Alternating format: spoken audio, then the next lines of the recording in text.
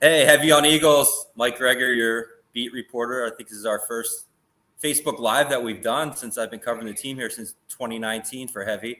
So we're just going to go over some Eagles expectations for the season, some injury news, just training camp stuff. And I have Matt Lombardo, our NFL insider, who just started with Heavy not too long ago. And he's going to give us some insight into what he's seen and what he's hearing from around the league and all that good stuff. Matt, you want to introduce yourself or say anything? Yeah, Mike, really happy to be here. And I will actually be out at Eagles training camp on Saturday afternoon. We kicked off our training camp tour yesterday up in East Rutherford, New Jersey at Giants camp. And I will be getting an up close and personal look of the Eagles on Saturday afternoon. So I'm excited to get back down to Philly. And Mike, you've been crushing it with your coverage so far. And, talking to people around the league, people are really optimistic about this Eagles team. And there's a sense that not only a belief that I share that this has been Howie Roseman's most complete offseason, but this might be one of the most talented rosters in the NFC. And I think that when you start to look at the hierarchy in that conference, obviously you look at, the Los Angeles Rams just won a Super Bowl. You look at Aaron Rodgers and the Green Bay Packers. You look at the Tampa Bay Buccaneers and Tom Brady. The Eagles are kind of that next cut above, maybe the best team in that next pack. So certainly a lot to get into and a lot of intrigue and a lot of excitement about this team entering 2022. Absolutely. And I've kind of been down on Howie for the longest time. If you read my stuff, if you talk to people I know, my friends and other reporters on the ground, I haven't been the biggest fan, but I don't think you can poke any holes in anything he's done this offseason. He crushed the draft, building the defensive line depth, got Kelsey's replacement, and then the draft night trade for A.J. Brown, Reddick, on a pretty, when you look at it long term, a pretty bargain deal for what they paid, I think, in the long run. And then just adding, role players like White and Bradbury should be a stud on the other side with Slay. I have nothing bad to say. And on paper, I know the Cowboys are the reigning champs, but I think on paper, this is the team that should win that division when you look at the schedule that they have, which I think is one of the easiest in the league. The division that they play in, which, the NFC East, as Lane Johnson's been calling it. And I don't know that I got them around 11-5, I think, winning the East. I don't know that they're going to win a playoff game. That's all going to come down to what Jalen Hurts does. But he had another great day at camp today. That's 2 straight really impressive days, throwing the ball, getting on the same page with receivers, even with the injury to Devontae. Rager's been looking decent. He ran with the ones today. So I'm not going to get too excited about Rager right now. It's just we know we kind of know what he is. Maybe he'll take the next step. But there's a lot to be excited about when you look at this team, especially just on paper. Oh, no doubt about it. And, I look at the trade for A.J. Brown. It has the potential to be the kind of move that's transcendent for the trajectory of the franchise, because this year is all about, Mike, as you well know, evaluating whether or not Jalen Hurts is the long-term solution and the franchise quarterback for the Philadelphia Eagles. And, talking to executives inside the league, I think people inside the NFL are a lot more bullish and a lot more excited on Jalen Hurts than maybe fans and people in the media are. And I think a lot of the reason for that optimism is A.J. Brown is an ideal fit for what you want Jalen Hurts to do. You don't necessarily want Jalen Hurts to push the ball down the field 15, 20 times per game. You don't necessarily want Jalen Hurts going through 15, seconds in the pocket, or in NFL terms, 5 seconds in the pocket, going through, 5 or 6 different progressions. Devonta Smith is your X receiver. He's going to be the deep threat, the home run ball. And you look at an A.J. Brown, he's going to feast over the middle and underneath. And if A.J. Brown is your first read, well, guess what? You have to now tackle A.J. Brown over the middle of the field. And I had an executive tell me that he thinks the biggest impact that A.J. Brown is going to make is on third down. That when the Eagles are facing 3rd and 5, 3rd and 7, you run A.J. Brown on a 5 or 6 yard out route, that's a 10 or 12 yard gain because of his ability after the catch and how tough he is to tackle with the ball in his hands. So, I look at Howie Roseman's offseason. I'm really, if I'm an Eagles fan, I'd be optimistic about the Hassan Reddick pickup because I think he's another big piece to a pass rush that needed a significant upgrade. But I look at the A.J. Brown move, and you put him in an offense where you have a home run hitter in Devonta Smith. You have Miles Sanders, who's playing this year with a clear chip on his shoulder, and Dallas Goedert, who seems to be getting better, each and every year. It just seems like he was the perfect addition and the perfect fit for this quarterback in this offense. Absolutely. And you mentioned the physicality. I mean, you talk to people down there, that's all they talk about. James Bradbury, we were just talking about the other day about you got Devontae, and then and the way the receivers complement each other, right? Devontae is this pristine route runner. He's one of the best in the league already in year 2 at that is what I'm told. And what people, well, you can see it when you look at practice, you watch him in the game. And then Quez Watkins with the speed. I mean, he just said he thinks he's the fastest guy in the NFL the other day, which maybe he is. I'd like to see more of him. I don't think he got enough touches last year.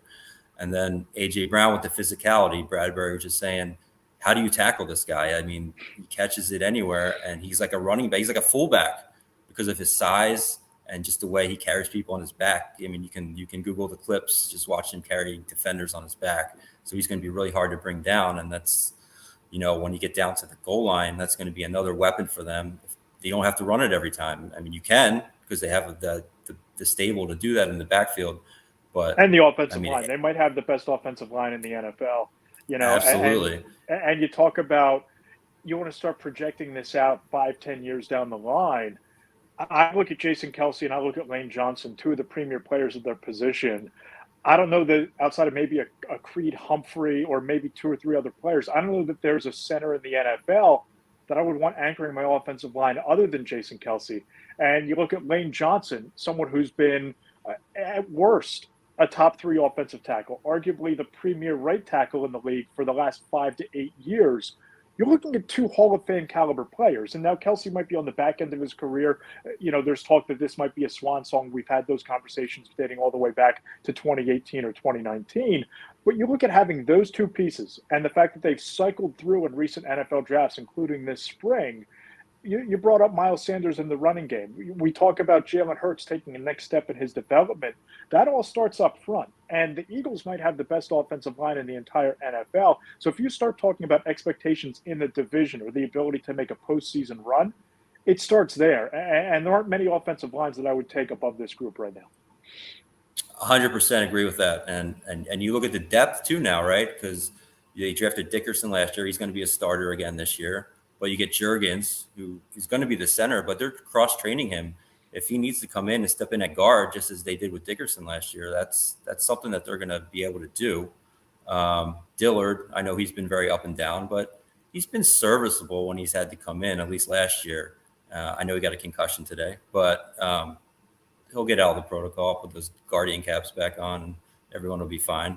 But and Sam Allou's a starter. The Raven Clark, he's bounced around, but not bad as your 3rd string left tackle if they keep him on the roster coming out of camp.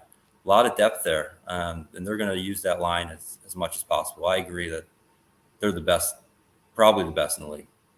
Yeah, I think they're definitely up there. And the fact that they just keep cycling young talent through the draft in the last couple of years without the pressure of having to start right away, it's really an investment in the next 2 or 3 years. And, the Eagles are in this great position, Mike. I'm sure you've talked about this. I've talked about it. I've tweeted about it.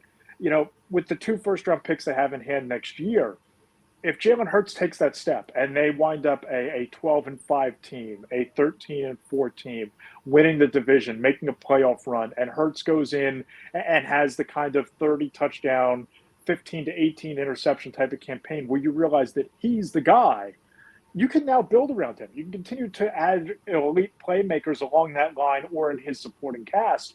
But if he doesn't live up to those expectations, if you still have questions, you can't afford to wait around. And this is the offseason where they can really control the veteran market. They can really control, depending on where they'd be picking if they miss the postseason, where they would be picking in the NFL draft to go up and get a quarterback. And I talked to an evaluator today, a couple hours ago.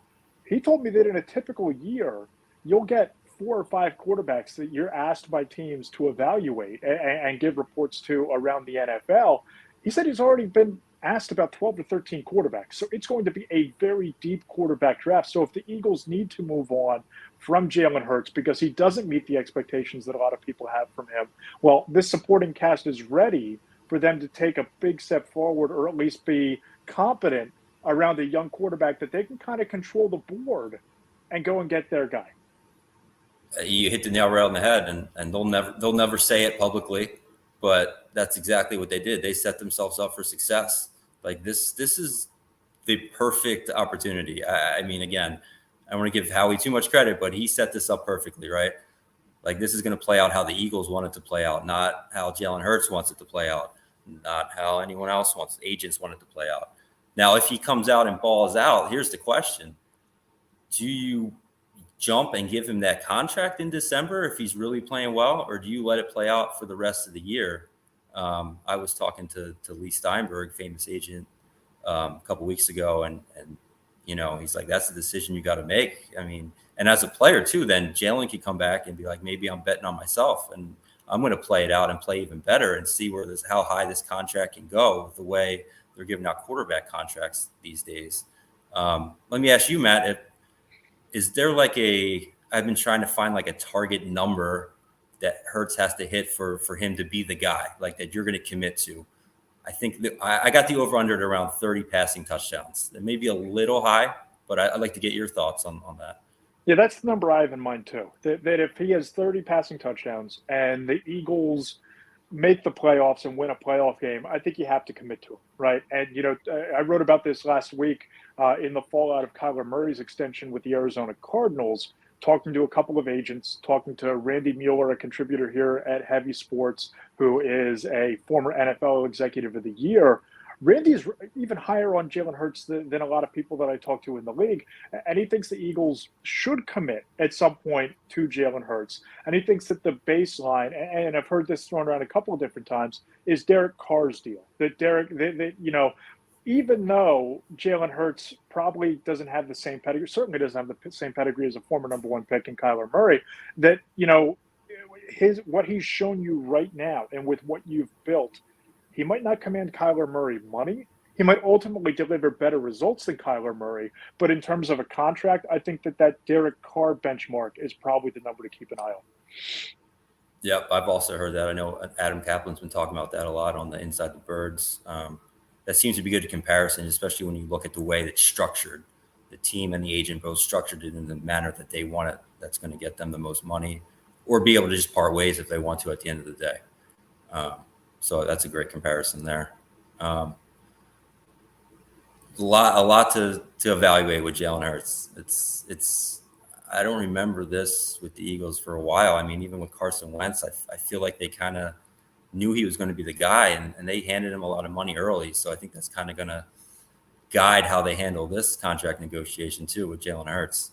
I think it's a little different, right? Because Jalen Hurts was a second-round pick. You think of the last two premier quarterbacks the Eagles have drafted, Carson Wentz, simply number 2 overall behind Jared Goff, and of course Donovan McNabb, number 2 overall back in 1999. They all came into the league as top 5 picks, and at least early produced at a really high level and made the decision really easy. I think the fact that Jalen Hurts wasn't a first-round pick, I think the fact that Jalen Hurts, there weren't the expectations for him to come in and play at a high level immediately. And, we're both seemingly pretty bullish on Hurts this year because of the supporting cast. But let's just not dismiss the fact that he wasn't very good on third down a year ago. He wasn't very good in the red zone a year ago. And if he's going to live up to that Derek Carr level contract, his game's going to need to go to a higher level. And I think the fact that those questions exist for him is what makes this negotiation and this contract situation not only so fascinating, but it's also a lot of reasons, at least in my opinion, why the Eagles have left themselves some optionality beyond this year with Jalen Hurts, rather than just looking at a year ago where he kind of rode that offensive line and that running game and that defense to the postseason. And an executive told me and a scout told me that, look, if they're going to extend him, if he's going to earn that extension, he needs to be the catalyst for them going to the postseason. They need to win because of Jalen Hurts, not in spite of him. So I think that's where some of this uncertainty at quarterback comes from, and why it's kind of foreign territory for the Eagles, because it just hasn't been how they've acquired their quarterback over the past 2 decades. Absolutely. And I'm fascinated by the whole situation. And, that first deep ball that he throws that's a little off the mark or gets intercepted, Philly, what's going to happen when that happens. I'd also like that. I see the We Are Penn State in your background. So Miles Sanders obviously he's the guy. Sirianni's made it very clear that he's our guy after the second team rep mishap the other day. But I'd like to get your opinion on what you think of Miles. He came into camp in great shape. His legs look bigger. He looks very in shape. He's running well. I've kind of been down on him over the years just because the blocking was an issue early on. I think he got better at that. His hands are not very good out of the backfield. He drops a lot of passes out of the backfield. And I think sometimes there's a clip of Kelsey kind of yelling at him last year at the end of a long run because he made the wrong cut at the end. Maybe could have got into the end zone if he made the right cut. So that's kind of been a little bit of an issue. But there's no debating his speed, his talent, and he's in a contract year as well. I'd like to get your thoughts on what you've seen out of Miles Sanders. Yeah, full disclosure, obviously I'm a Penn State season ticket holder, and I've been pretty high on Miles Sanders since he was a 5-star recruit at Woodland High School out in Pittsburgh.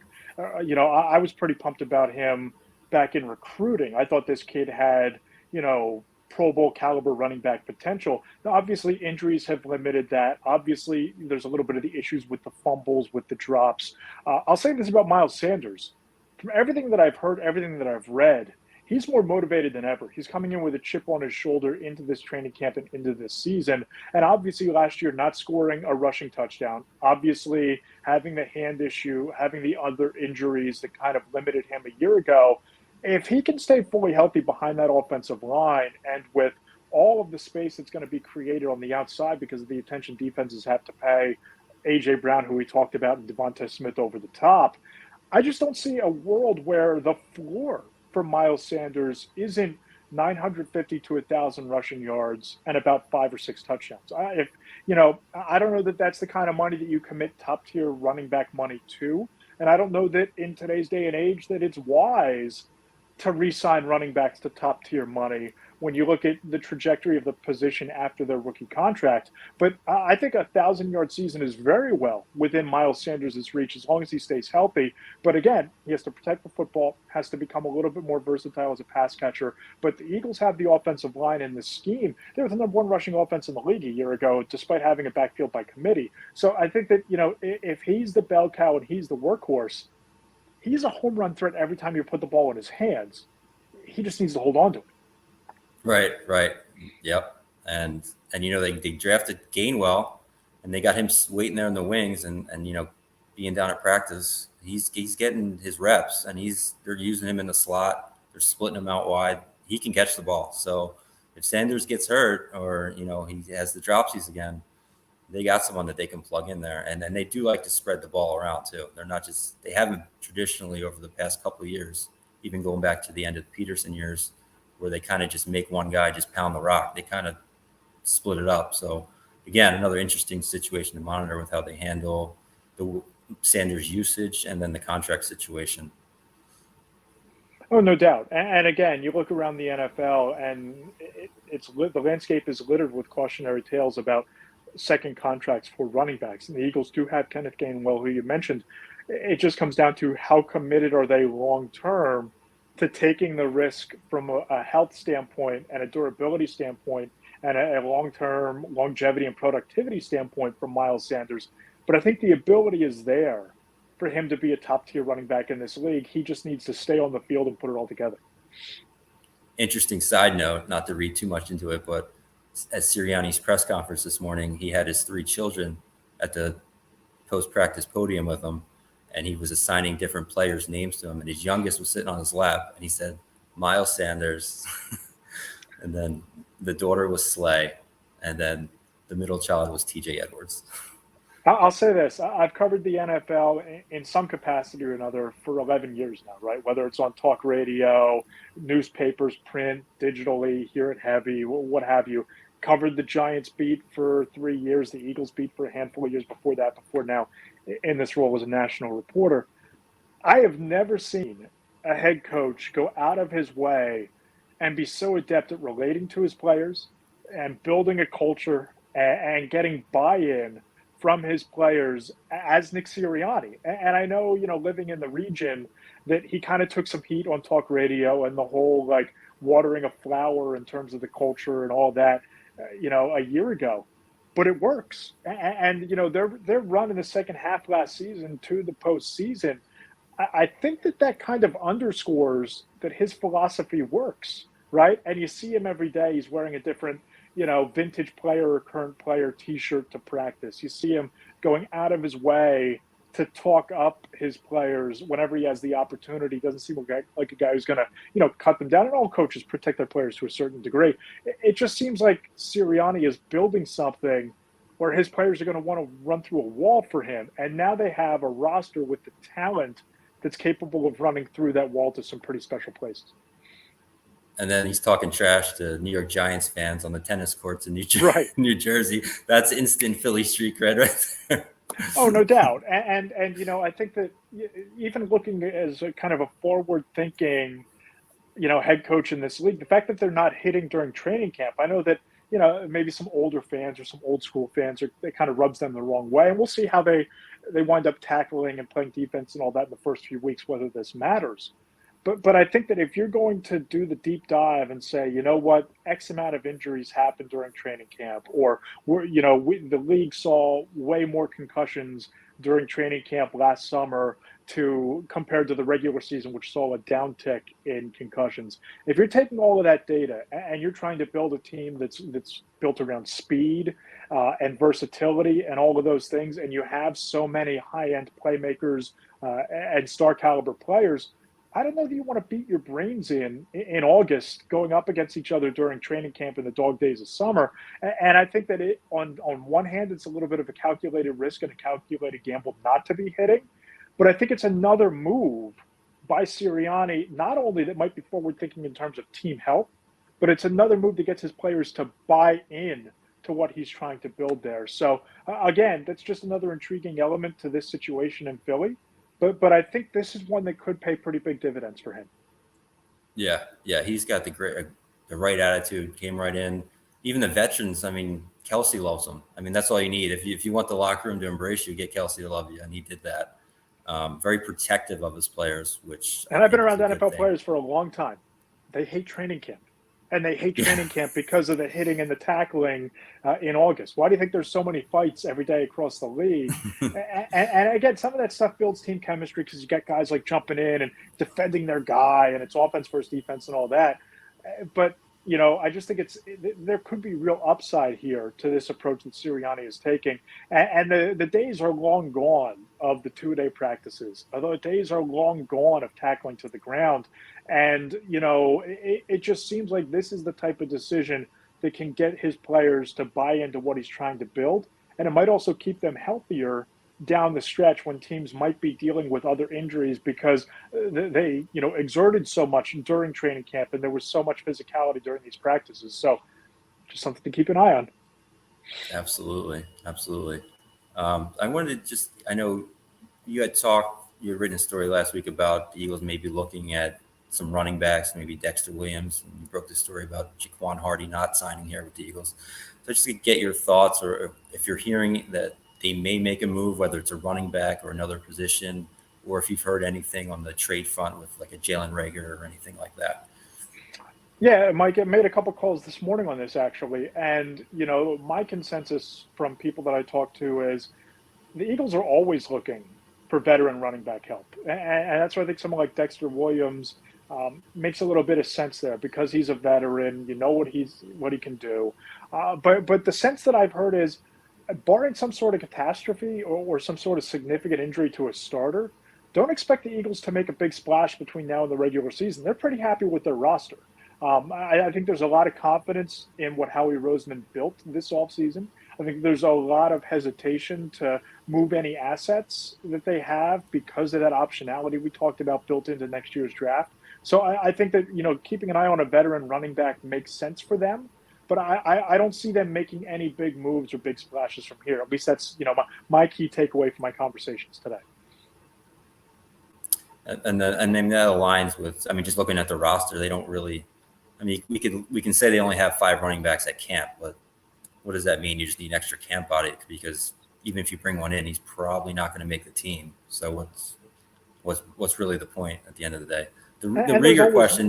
there's always moves if somebody gets hurt. If one of those running backs goes down, or if this Devonta Smith groin injury winds up being something that lingers, you could be looking at. There's a few former XFL players, USFL players, excuse me, that are out there in free agency that might be worth a look. I mean, I don't see the Eagles, looking at a Cole Beasley, but he would be a name that'd be out there. And T.Y. Hilton, I think, is a guy that could bring some real veteran leadership to that young room. And he's still a pretty productive wide receiver. And I think he's the kind of guy that could elevate Jalen Hurts this year. But again, if Devonta Smith is going to be back on the field by Saturday or Sunday, then I don't see the Eagles going out and spending big money to bring in a wide receiver, and certainly not trading for one. But there are some names out there. John Franklin from the USFL, he can contribute in the return game as well. But I just don't see the Eagles really making many moves because I don't really have to right now. Yeah, and Hilton would make a lot of sense because of the Sirianni connections, obviously. For sure.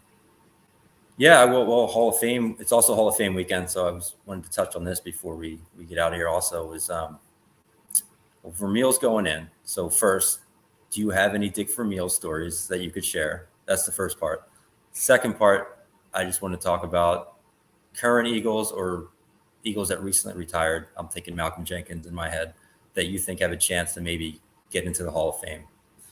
Yeah, I only met Dick Vermeil once or twice, but really class act, really goes out of his way to connect with people. And I think that's why you see him a decade or two after he was retired and while he was still coaching in Kansas City or the St. Louis with the Rams, you still see Dick Vermeil billboards, at least he did throughout the 90s when he hadn't been in Philadelphia for a decade. I think the way that he cared about people, cared about the region, is why he endeared himself so well to Philadelphia, and they kind of repaid that in kind. As far as future Hall of Famers go, Malcolm Jenkins, I think, is certainly deserving. I mean, he has a Super Bowl ring from two different teams. But you saw with Brian Dawkins, it is so hard at the safety position to get in. And the NFL is still trying to clear that logjam at that position. Dawkins was kind of ahead of the curve there, maybe a year or two ahead of where some people thought he might have gotten in. But I don't know that I think Malcolm Jenkins is certainly deserving, but I think it could be an uphill climb. We touched on it earlier. I think that Jason Kelsey and Lane Johnson have first ballot Hall of Fame potential, because you look at, the first ballot Hall of Famers who have gotten in before, they're the most dominant players at that position for upwards of a decade. And you could put Jason Kelsey and Lane Johnson both in that category. So I think that those guys have future Hall of Fame potential. And, depending on how his career winds up, depending on if the Eagles, win another Super Bowl in the next year or two, Brandon Graham, I think, has an outside shot down the line. I don't think he's going to be, 5 years retired and then getting fitted for the gold jacket. But at some point, you start talking about, okay, can you tell the story of professional football without this guy? Brandon Graham's been a fixture in Philadelphia for 15 years, and you can't tell the story of the Eagles without him stripping the Tom Brady of the ball in that pivotal moment to win the Super Bowl. You can't tell the Eagles story without talking about Brandon Graham and that play. So I think a long shot future Hall of Famer might be someone like Brandon Graham, who just said he wants to play 2 more years. So there's a window there for him to get a second ring. And he made the Pro Bowl in 2020. So he was hurt last year and he made the Pro Bowl in 2020. So there hasn't been regression really. So we'll see how that plays out. All right. Last thing here. I gotta ask you, because I think everyone, even non-journalists, have one. Best Jason Kelsey story. All right. Well, this is a pretty good one. It was media night at the Super Bowl. And that's always a 3-ring circus, right? You got the people dressed up as like cartoon characters and like trying to ask the most obvious questions, right? The most outrageous questions to get the funniest answers. I was waiting to actually, talk to Jason Kelsey about football, which maybe that might not be the best moment to do that and the best setting to do that. But I'm just kind of waiting, kind of listening to the media scrum. And this film crew asked them, hey, give us your best Nick Foles story. And Jason Kelsey looks them dead in the eye, dead in the camera. And he goes, you know why Nick Foles is the best quarterback in the NFL? You know why we love Nick Foles? And they said, well, no, why is that? He goes, well, most quarterbacks only have 2 arms. BDN. I'll leave it at that. You can look it up. Yeah, BDN, look it up. Yeah, I've always loved Kelsey. I remember his rookie season. I think it was rookie or second year when he tore the ACL or whatever, and he was going to be out for a while. And I just asked him, I was like, what do you do like when you're out? And he's like, man, I'm going to sit on my couch and drink beer. And it seems Can't beat appropriate that. for Jason Kelsey. Absolutely.